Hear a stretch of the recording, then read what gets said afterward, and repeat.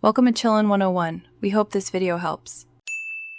You start by quickly assessing vision and calming the dog. Gently test blink and tracking. If the dog resists, wrap a towel to secure but not tighten. Once held, use a flashlight to inspect both eyes for debris, redness, or cloudiness.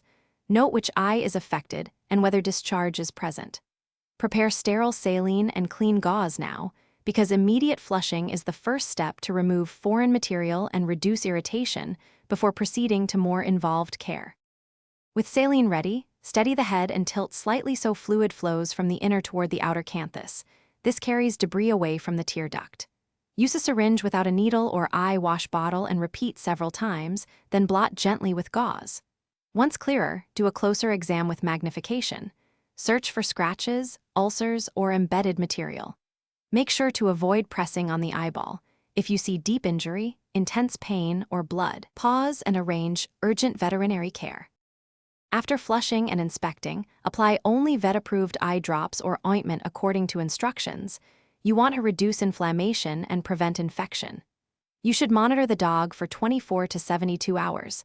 Look for reduced cloudiness, less discharge, and restored tracking. If symptoms stabilize, continue treatment and recheck.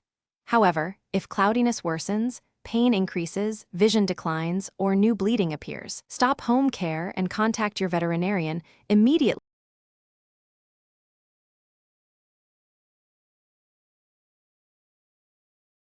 Thanks for watching.